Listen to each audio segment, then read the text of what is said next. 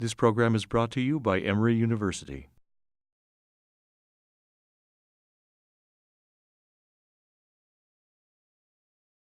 My name is Doug Bowman. I'm a professor in the business school. Teaching-wise, I teach the product and brand class, and so that's typically taken by, it's in the spring, typically taken by juniors that may enter the business school early, or seniors as sort of one of the capstone electives that they'll take before they graduate. And my understanding is I have roughly 45, 50 minutes with you to kind of talk you a little bit about the business school and sort of give you a flavor for things. So I'm going to kind of be walking back and forth here as I kind of sort of update the slides. But what we're going to do is just a bunch of little sort of case studies or case sets, and it's kind of little business problems that the pedagogy in the business school is often one of a combination of lecture discussions, simulations, and then case studies. And so the idea is you do a lot of upfront prep. You do on your own sort of the background, understand the material, the lectures, type material, the concepts, et cetera. And then we try to devote as much of class time as we can to analysis of little business cases. And so that's what we're going to do today. Ma'am, what's your name again?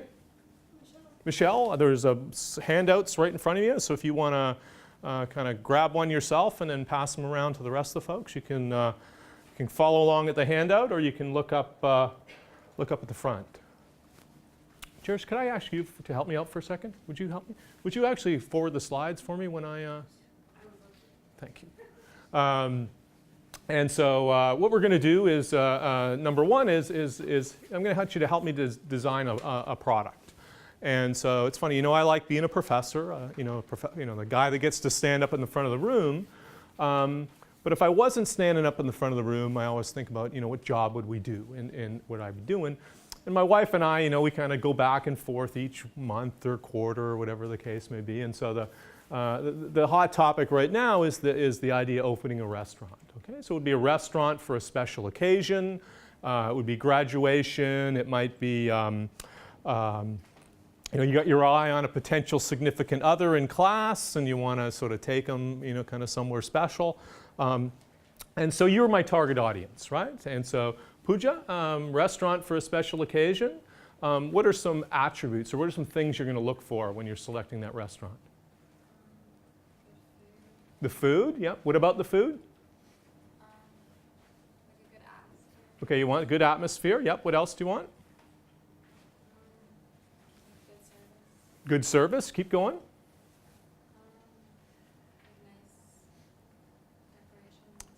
Nice decorations. Yep. Keep going. Like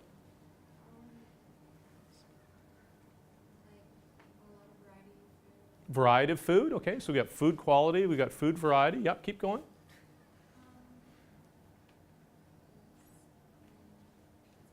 Okay, you can think of. Now I'm going to guess you guys are going to be students, right?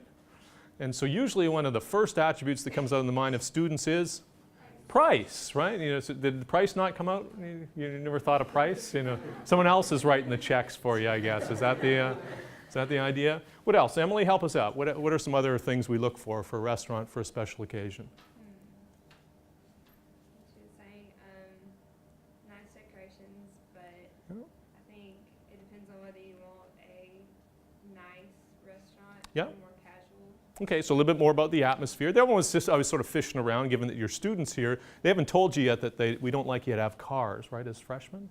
And so location would probably certainly be something that's important to you. I've actually thought about this a bit, if you could kind of help me out with the slides. I know the location, I know the price, I know the food type, I know the food variety. It's going to have nice decor, sort of good service, parking, everything. But there's really two things that I'm not sure about. I'm not sure about the atmosphere, and I'm not sure about food quality.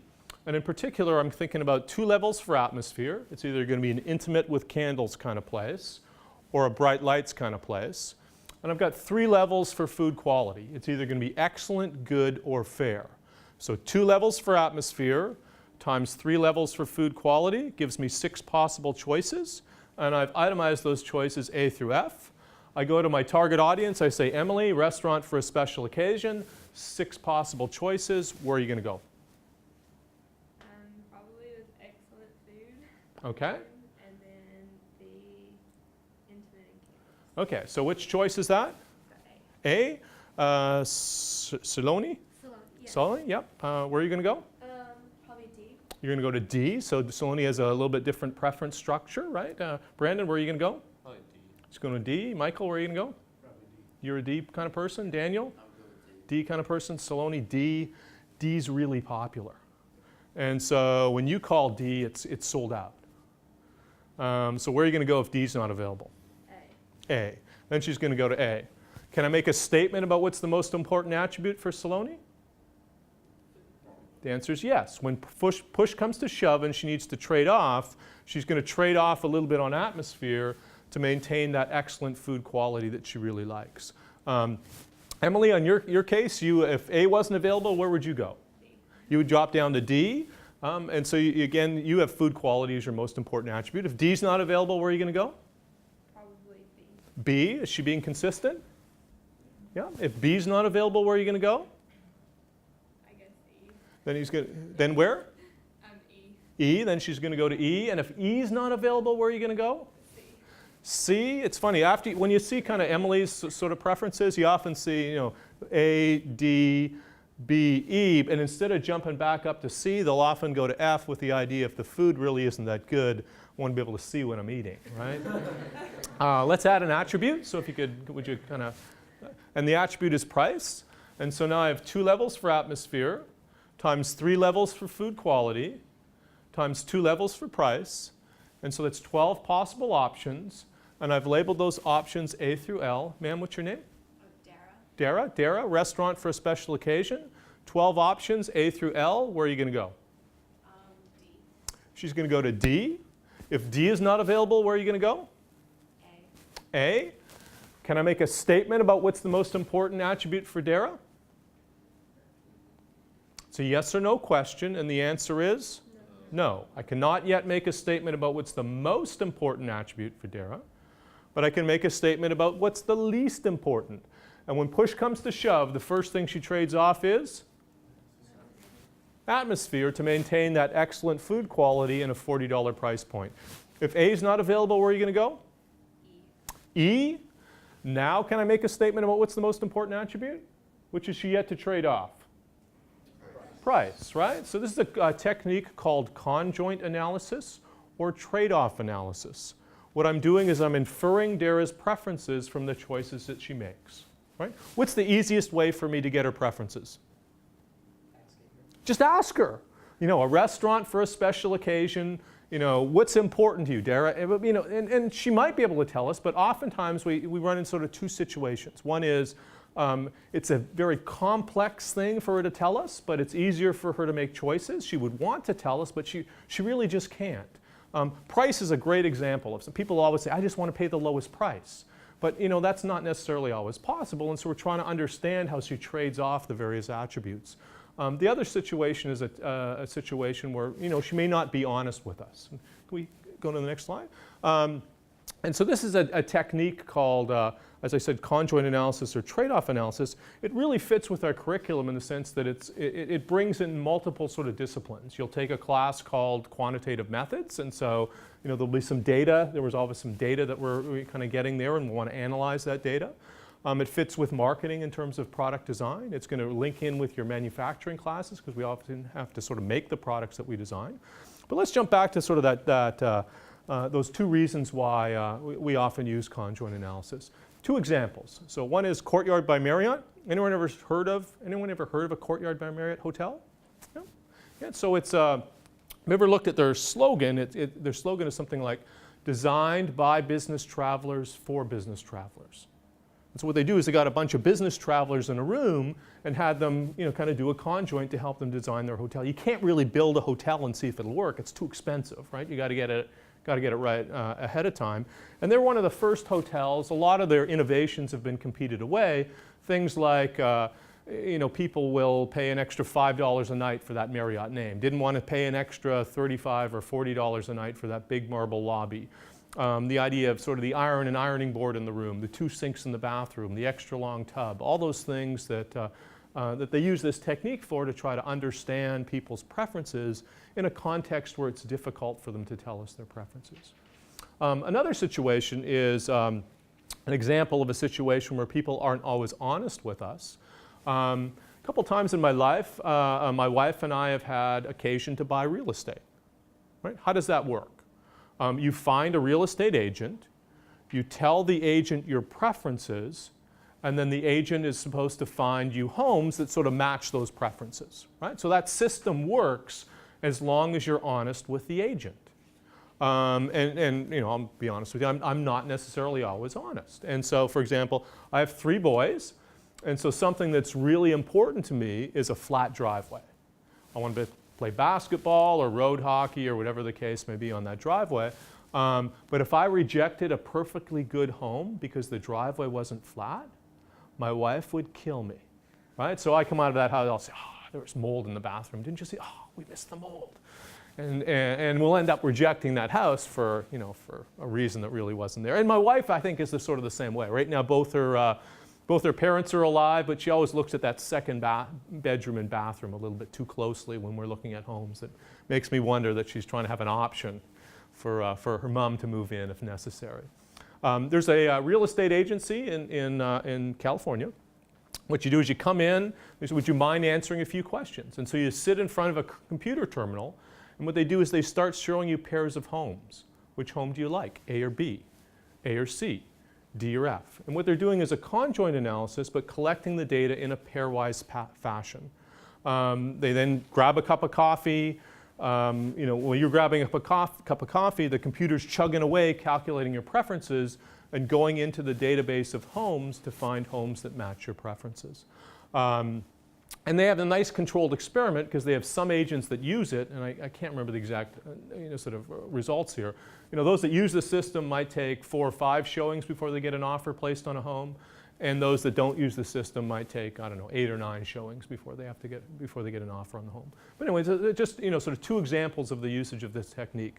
Not necessarily conjoint, but you also see that how many have Pandora? Right? Yeah. So how does that work? Right? Pandora does recommendation systems. Right? They break songs down into attributes. You know, what's the tempo, the melody, etc.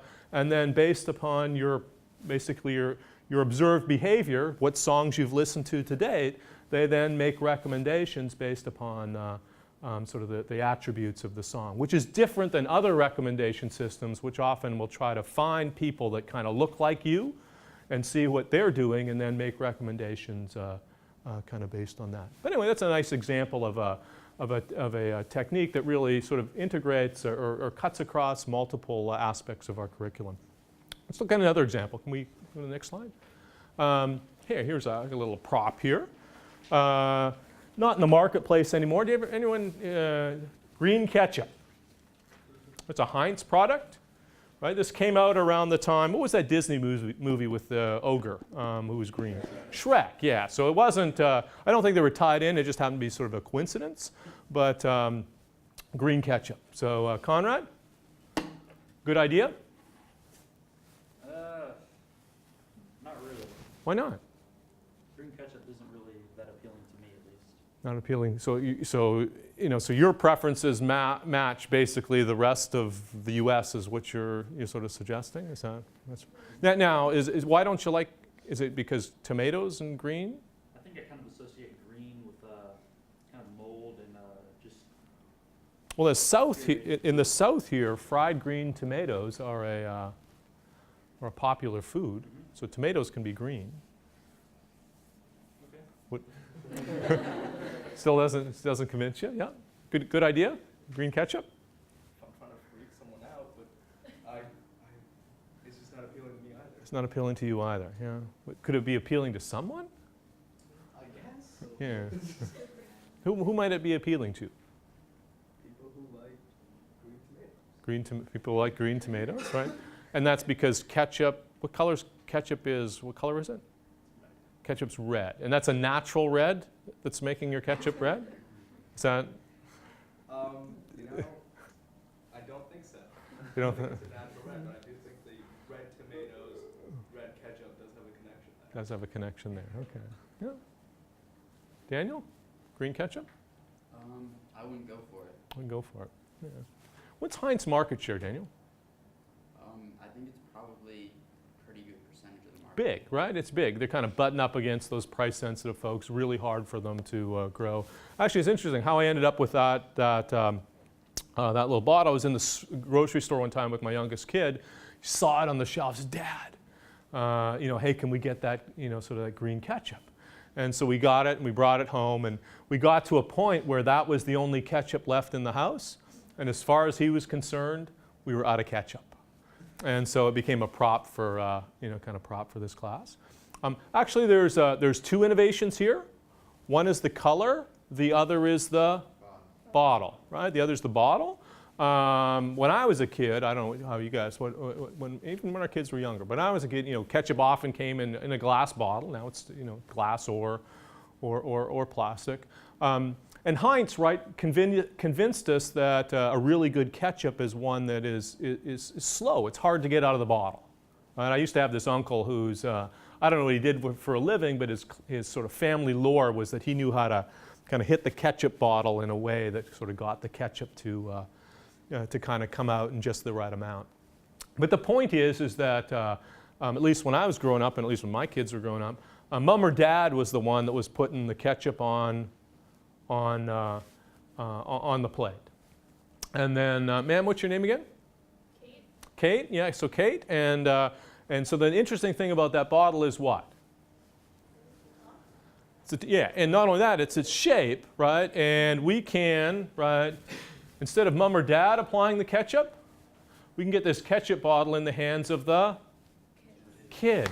Imagine how much ketchup comes out when the kid's applying the ketchup as opposed to Mom or Dad. And so now we've got current users to use more, right? So Heinz has that big problem, right? They have that huge market share. They basically got sales in sort of two ways. One is they got the Bowman household to have a one-time kind of, sort of bounce in their demand by sort of buying this product.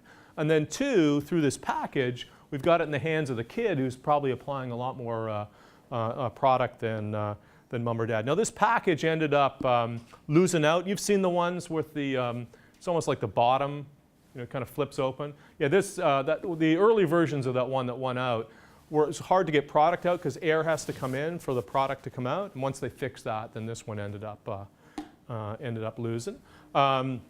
They still continued the idea. They went to purple. They then went to mystery color. Right, I didn't know what color I got till I got it home. I told you I have 3 boys. We got this home. It was passion pink was the one we ended up with.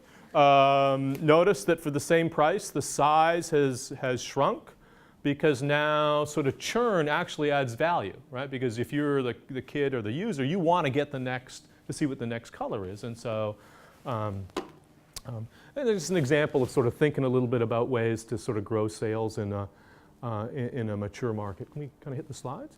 And what we often do is, and I'll challenge you as you're kind of walking through the marketplace and sort of seeing products and thinking about companies, there tends to be sort of 3 generic ways, right? One is to try to sort of get new users to start using your product, bring people into the category.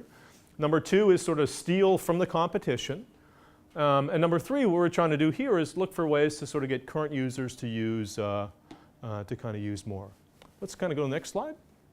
And I'll look for this one. This is just coming out in the next few weeks. And so ranch dressing, anyone put up your hand if you've ever had ranch dressing?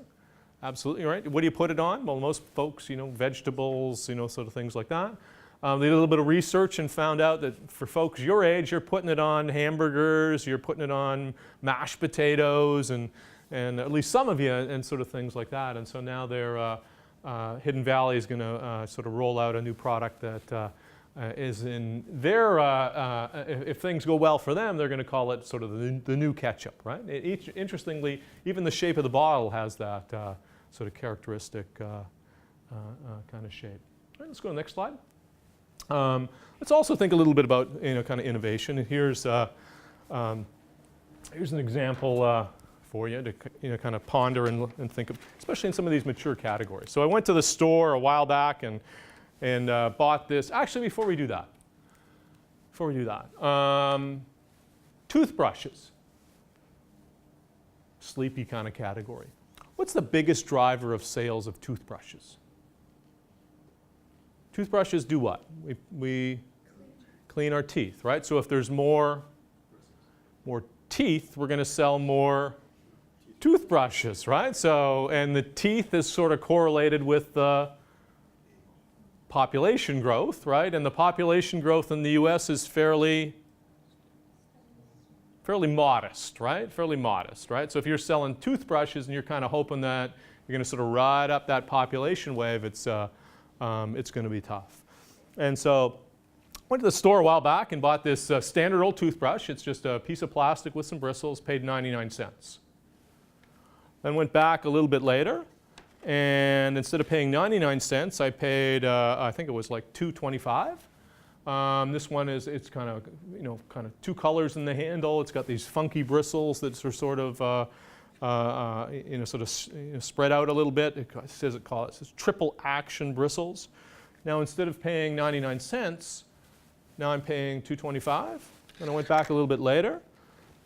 Bought this one, Colgate The Wave. Instead of paying $2.25, they got me up to $2.89. It's got this funky looking handle. It doesn't fit in my toothbrush holder. But now instead of paying 99 cents, now I'm up to paying $2.89. And I went back a little bit later and ended up buying this thing, which instead of paying 99 cents or $2.89, ended up, I think it was like $5.99. And if SpongeBob was on there, it was another $1 or $2. And so now, right, so now the unit sales are roughly stable, but now I've taken a product that I was selling for 99 cents in the category and sort of now I'm sort of squeezing $4 or $5 out of everyone. And actually, you guys seen these spin brushes, right? Who uses a spin brush? Yeah. Where'd the idea come from? Idea for a spin brush? No idea? Yeah, a lot of, usually there's one or two folks in a room like this that had heard that story. Obviously, the whole dentist, kind of tool, it looks a little bit like. But the technology is the same technology in, if you're going to Toys R Us, there's those spin pops. There's a battery, it's a lollipop, right? It's a lollipop with a battery thing, and you turn on the thing and the lollipop spins. Have you guys seen those? Yeah. Ever seen those? There's a battery thing in the handle. Turn it on, the lollipop spins. Kid doesn't have to do, you wonder why kids are obese, right? You have to, all you do is you hold the thing against your tongue and the lollipop spins itself, which is kind of interesting. But anyway, that's where the idea came from. A lot of innovations, a lot of ideas for innovations are by analogy, meaning you see it in one context and you kind of bring that idea to your own context. You can obviously take things too far. Same technology. Tide has the stain brush. Right? I think this works. Right? Yep, there we go. And so I guess the idea is you kind of put a little bit of Tide on your stain and then use, the brush isn't really going to do a whole lot, right? Because the torque for this really can't be that strong or I wouldn't have any gums left, right? So what's really going on here is the, to get stains out, I'm not, some people know that a good way to get stain out, right, you put laundry detergent directly on the stain before you put it in the washing machine, and that's in some ways getting you to do that. I don't know how much value the brush itself is adding. But all right, let's talk a little bit about sort of mature categories and thinking about ways to grow. Can we go to the next slide? All right, so you don't have a piece of paper, but let's pretend you had a piece of paper in front of you. So you're going to draw a mental picture for me. Put up your hand if you've ever been to a Starbucks. All right, so all of us have. Good stuff. And so what I want you to do is close your eyes for a second, and I'm going to say a word, and the word I'm going to say is Starbucks. Starbucks. And I want you to kind of think about three different mental pictures that come to mind when I say Starbucks. All right, open them up. Richard, Starbucks. What's a cup of coffee. Cup of coffee. Yeah. So most people, for most people, image number one is something product related, right? So it might be the logo, it might be the cup, right, that you sort of see folks walking around with, stuff like that. If I make you have sort of a different image number two is usually something about the physical environment. It might be something about the store or the seatings in the store or something like that. And then number 3, if I push you to kind of even, make sure you're doing something totally different, it'll usually be something about the service. It might be an individual that you interacted with, how they smiled at you. There's someone down in the village where I always think of the guy has like 6 or 7 earrings, really friendly, a really friendly guy. But anyway, that whole idea of kind of product, physical environment, and then the service. Can we kind of just page it down one? Okay. And so let's think a little bit about their value proposition. So how they, in their strategy for kind of delivering value to customers. And so it really has those 3 components. 1 is the product, 2 is the physical, and then 3 is the service. And so let's think a little bit about the product. I'll do the product, and you guys do the other 2. Product, they take a lot of pride in sort of the sourcing the beans from, a lot of it's blended because they sell so much product. They need to, kind of make, sort of product coming from different parts of the world and from different growers kind of work together. But they really spend a lot of time making sure that the coffee truly is sort of high quality and up to standards. Number 2 is the physical environment. So let's help me, Michelle, help me with the physical environment. What do you notice when you go into Starbucks? Clean. Okay, it's clean. Yeah. What else do you notice? I guess decorations. Okay. So what are some things in the store you notice? You call it. Don't just use. We might have like paintings or pictures. Okay. So you got pictures in the store. Yep. What else? Lighting. What about the lighting? It's not going to be like your ordinary light bulb. It might be like a fancier. So yeah, the lighting, the sort of the fixtures themselves, and then sort of is it McDonald's bright? No, but it's still bright enough you can get some work done if you're there as a student kind of studying. Yep. What else?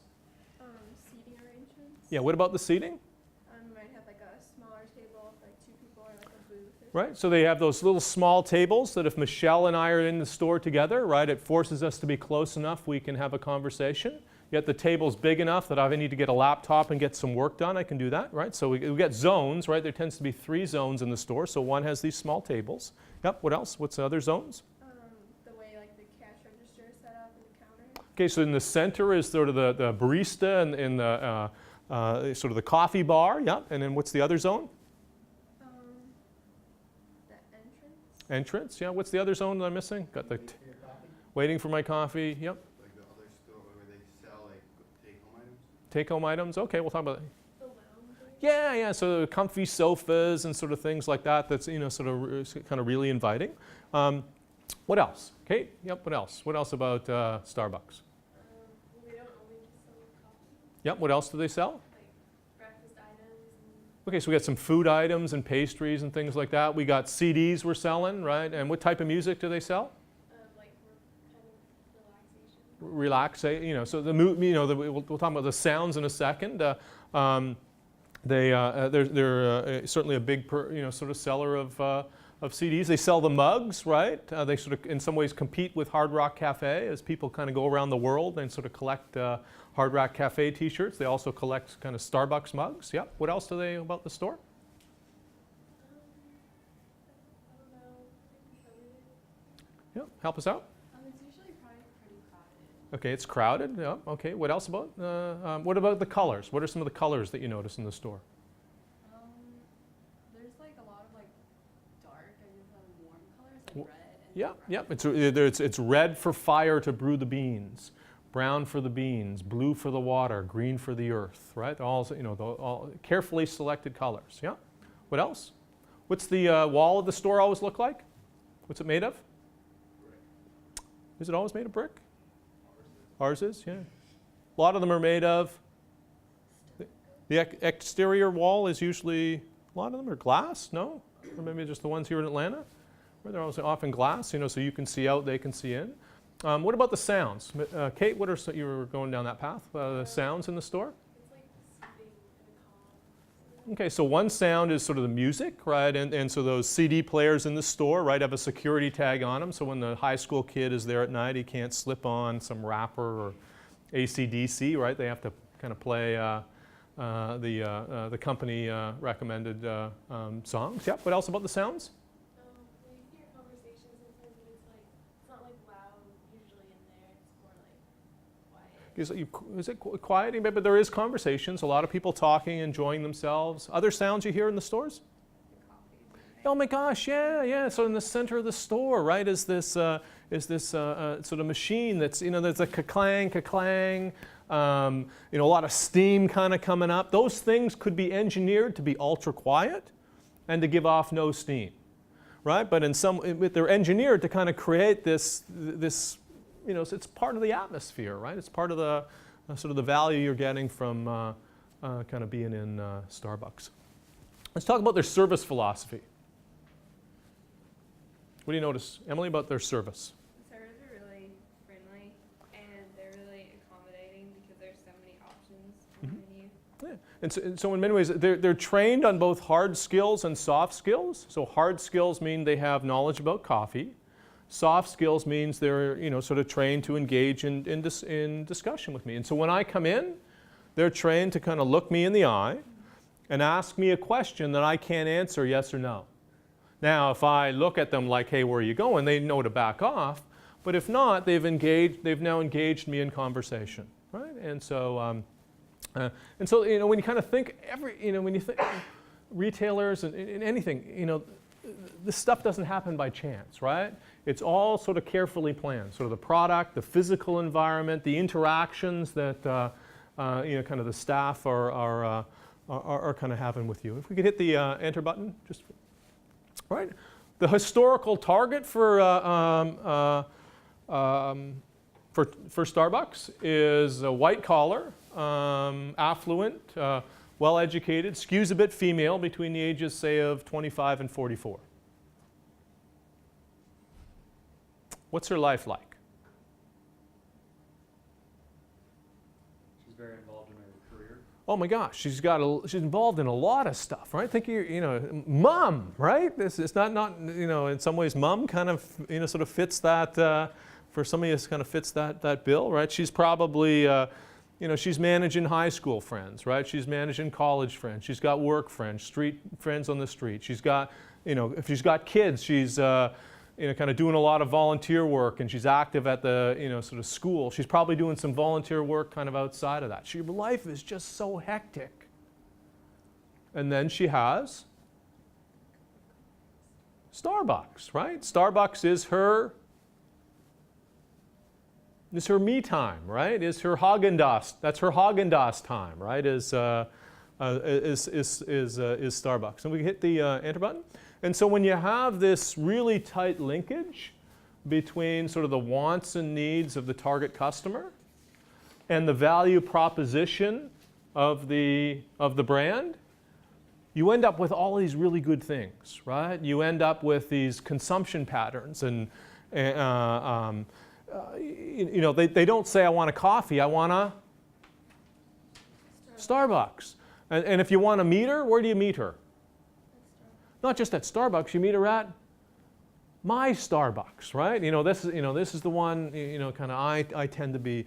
And they have this tendency to sort of linger and engage in conversation. If you ever go there on a Sunday, I don't go to Starbucks a whole lot, but we'll go in there on Sunday, they'll always, they come in, they buy a New York Times, right? And then they often go and sit in the exact same seat.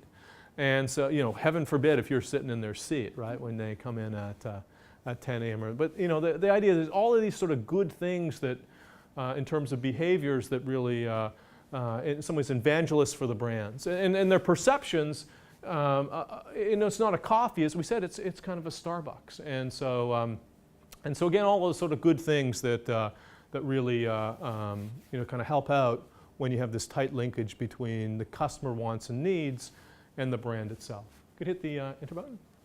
And so, what we often do when we kind of think about strong brands like Starbucks, we ask ourselves 3 questions. Question number 1 is, what are you selling? Question number 2 is, what are you really selling? And question number 3 is, what are you really, really selling? And so what's Starbucks really, really selling? Coffee in a good environment. And so an experience, right? And in some ways they want to be, it's certainly not coffee, which might be, it's certainly not necessarily even the sort of the environment itself. It's really, in some ways, they like to think of themselves as kind of the third place in your life, right? So you got home, you got work, and your third place is Starbucks, right? And they are successful for a good chunk of their target market. We hit the enter button. And so they've actually, if you kind of watch them over the last few years, they've had sort of 2 points of inflection in terms of their business model. One is they changed from sort of growth from Seattle, and they started to move into kind of different parts of the country, initially targeting sort of that same historic customer, right? A little bit skews a little bit female, et cetera.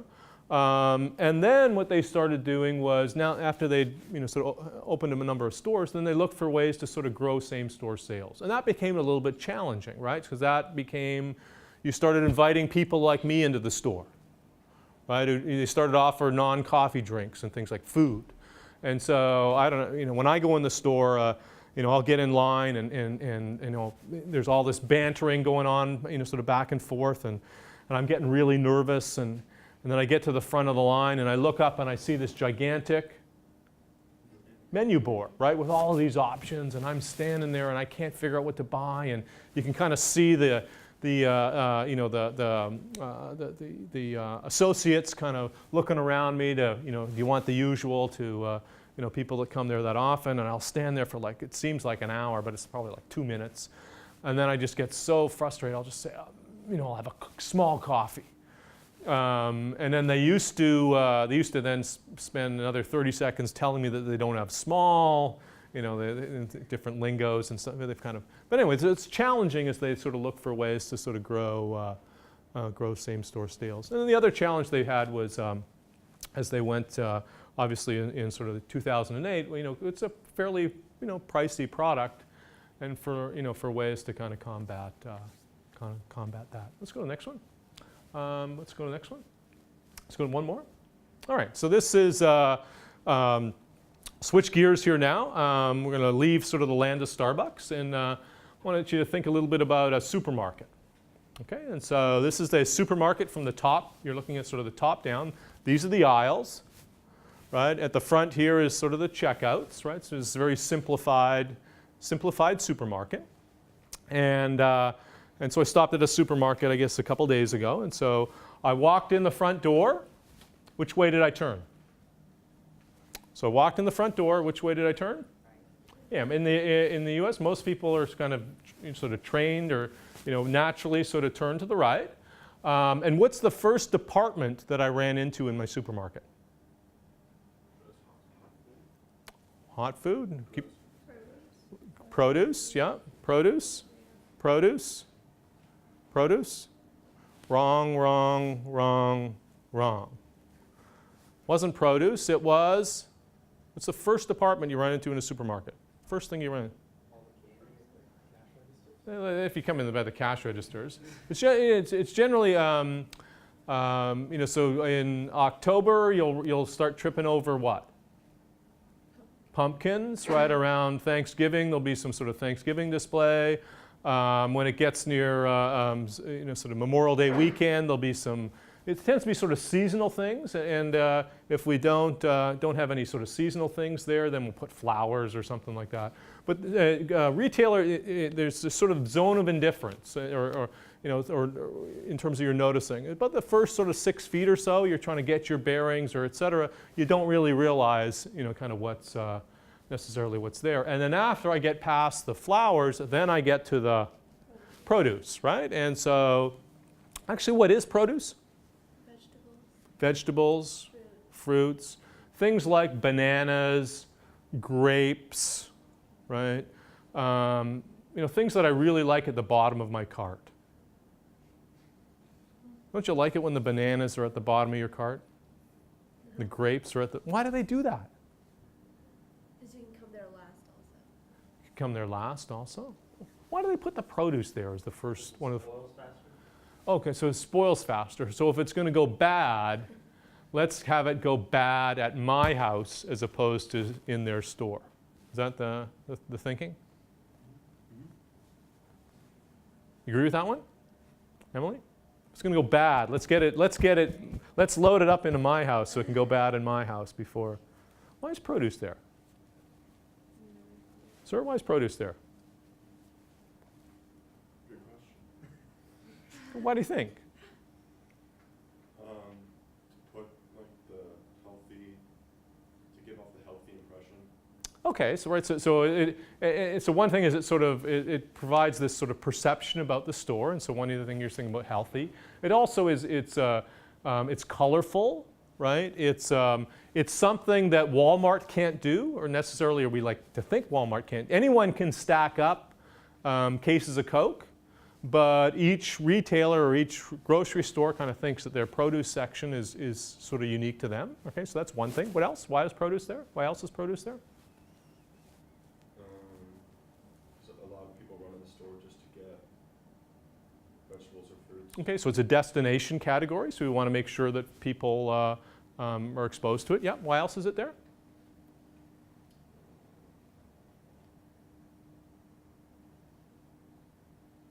Help us out. Maybe because like you could plan your meal from it. Okay, so it tends to be an ingredient to other things in the store. So if I can get some produce in your cart, you'll then maybe shop more of the store. Yeah, that's good. Yeah, Daniel, why else is it there? I'm not really sure why else. Oh, Daniel, help us out. Why is produce there? I'm not sure. Yep, Kate? When they bag it, it's on the top.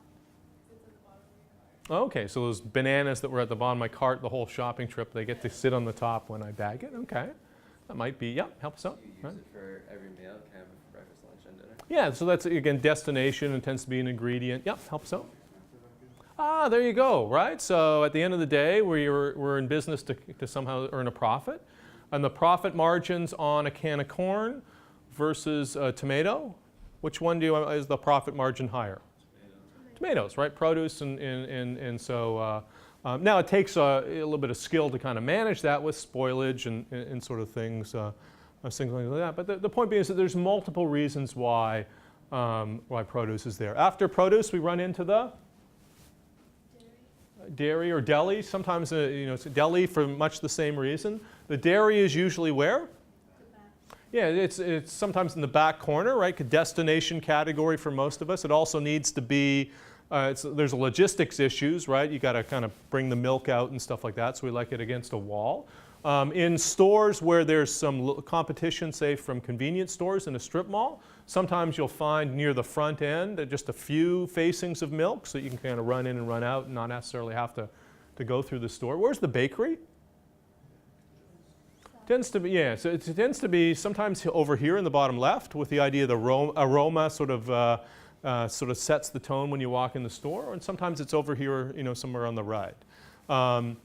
The thing with bakery, they experimented, some stores experimented, put in the bakery in the center, but logistically, kind of needs to be against a wall. And then what kind of products do you find on end aisle? Yep, chips. So do I ever see Tabasco sauce on end aisle? Why not? Yeah, it's good. Right, so we tend to see items on end aisle are ones that have high penetration, meaning a lot of us buy them, and short interpurchase times, meaning we buy them fairly frequently. And so that's why you see sort of the paper products, the chips, the soda pops, those sorts of things. Here's a thought experiment for you. Traversing a store. Okay? There's two extremes for the way I could traverse a store, right? Extreme number one is I come in the front door, I go all the way around the outside, and I leave. Extreme number two is I come in the front door, and I go up and down, up and down, up and down, up and down, up and down, and I leave. Which of those two extremes is the most common? Going around the outside. Racetrack? Up and down? Racetrack? Up and down? Racetrack? No idea? Someone else does the shopping for you? Right here. Yep. Yep, racetrack. Racetrack. Interesting. So there's a store, Southside Indy, a number of years ago. And what they did is they put a bunch of sensors in the ceiling and these little antenna things on carts. And so they could follow people as they went through the store and figure out how people shop and how they traverse a store. And they ended up finding out was, by far the most common way folks traverse the store, if we think of those two extremes, is they come in the front door, they go all the way around the outside, and they leave. Now that doesn't preclude people like me, right? If I know they're watching, I leave my cart at the end of the aisle, and then I walk down to sort of get the stuff and bring it back. So there's measurement error, right, obviously. But here's so knowing that. If you're the retailer, you want people to what? Spend more time shopping your store, right? So what are some things that retailers do or could do to get you to traverse more of a store?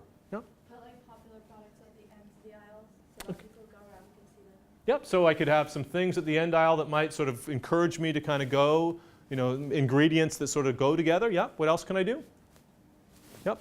Put signs above each aisle indicating what products are there. Okay, so we can help people sort of understand what's down the aisles a little bit easier to kind of find things. Yep, sir. Could add another aisle to the top, so you kind of have to walk down at least one. Okay, so right, so one is to sort of penalize folks. The old Toys R Us layouts used to make us go through a maze before they let us in the store. And there's some more destination stores. What's that one? Stu Leonard's, if you're from up in the sort of Connecticut area, where they kind of make you go through more of the store before you can kind of get into it. But that's one way to do it. The other way the stores do it with aisles is to basically put an escape route.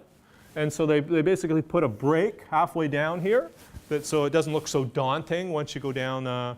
Other things you've probably seen, wider aisles, obviously put some specials within the aisles, ingredients that you get over here in the produce, then kind of sort of match up with things that are in the store itself. So there's lots of little things to try to that we do as business people to try to get you to shop more of the store. Can you go to the next slide? Let's kind of go real quickly because I want to get near to the end because we wrap up in time. So can you press the next one and don't let that start? Press it. Great. Press that one. Yep. Okay. So we got about 3 minutes left, and I want to talk to you a little bit about sort of the pedagogy and sort of studying here. So as I said earlier, business school classes tend to have sort of 3 types of pedagogy. Number one is sort of lecture discussion. So accounting classes, you need to kind of know the basics, and we're going to make sure that you know those basics. Case studies, which is basically what I tried to do here, which is the idea that you help you understand sort of the theory and the concepts generally on your own time, and then we use the classroom time itself to kind of work through a real business problem. Business is, by definition, an applied discipline. Think of it as applied social sciences. And then finally, simulations. Some classes will have simulations where we try to help instill the concept of dynamics. Next slide. What's my role as the instructor? And so, as I said to you earlier, I teach an upper year class. And so in your earlier classes, it'll tend to be a little bit more directed with the instructor kind of taking charge. But as you get to more of the advanced electives, the onus is as much on you as it is on the instructor. And you'll find that in my ways, it's sort of my role is really to kind of move you along and move you from what I call your sort of comfort zone that you come in. You're used to dealing with single issue problems. You're used to dealing with environments where it's very directed, and kind of move you to dealing with cross-functional or multi-function types of issues, and getting you comfortable dealing with ambiguity, because that's really what it's like when you leave this place in the marketplace. Last slide. And so this slide here just kind of, in some ways, sort of characterizes or helps you understand sort of the philosophy here. And the philosophy here is really kind of that bringing together of a strong liberal arts foundation. And think of that as kind of the discipline of learning. And then once you have that foundation, the idea of sort of bringing in business and the whole idea of kind of learning a discipline, in this case, the discipline being business. Let me stop here, and we got like 2 minutes left. Does anyone have something on your mind you want to ask me? A quick question? No? Enjoy the rest of your day, and when we see you here in the fall, if I don't remember you, and you see me walking around, you come up to me and remind me where we met, and hope to see you in the fall. So thank you. The preceding program is copyrighted by Emory University.